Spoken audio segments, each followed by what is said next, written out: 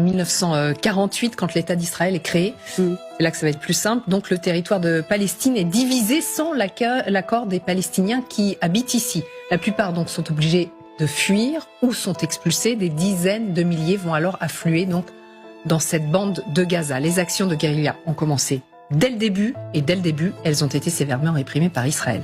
On va choisir une autre date, 1967, la guerre des 6 jours. L'État hébreu s'empare de Gaza, les Israéliens vont y rester pendant presque 40 ans. Ce n'est qu'en 2005 que les colons juifs se retirent, mais la situation ne va pas s'améliorer pour autant.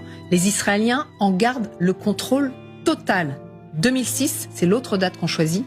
Le Hamas remporte les élections législatives et s'empare ici du pouvoir.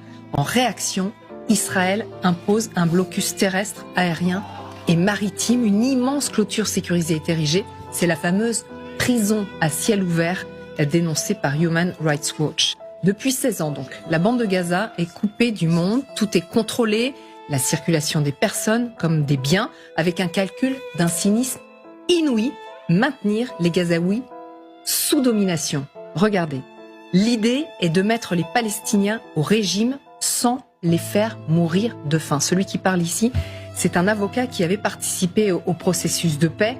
Et dans le détail, voilà ce que ça donne. C'est raconté dans Le Monde aujourd'hui. Les diététiciens de l'armée israélienne ont calculé la ration calorique permettant de maintenir le Gazaoui moyen juste au-dessus du seuil de malnutrition. 2279 calories par personne et par jour. Donc à partir de cette estimation, l'état-major a décidé que 131 camions seraient autorisés à entrer dans Gaza chaque jour.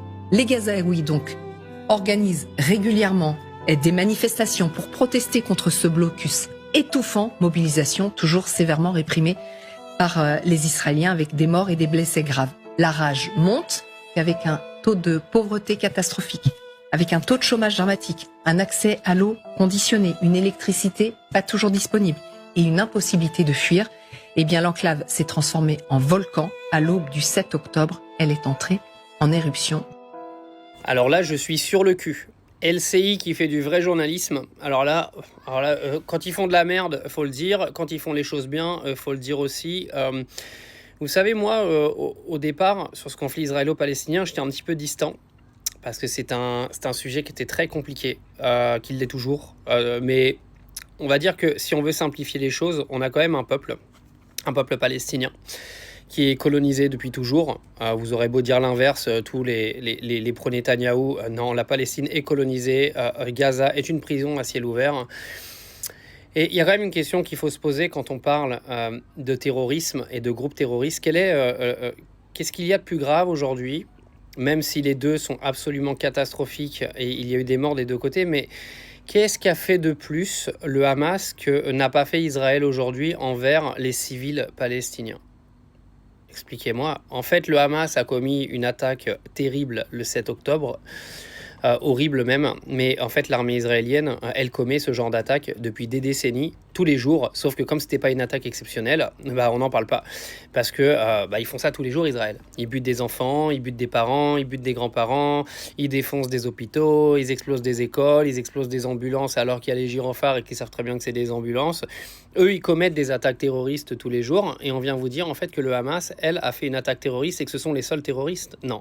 L'armée israélienne est une armée terroriste autant que l'est le Hamas, si vous cataloguez le Hamas de terroriste. Parce que, excusez-moi, mais ce que fait Israël, c'est ce qu'a fait le Hamas le 7 octobre. Sauf qu'Israël fait ça tous les jours. Et ça, personne n'en parle. Donc arrêtez d'être des faux culs, et merci LCI d'avoir enfin dit la vérité.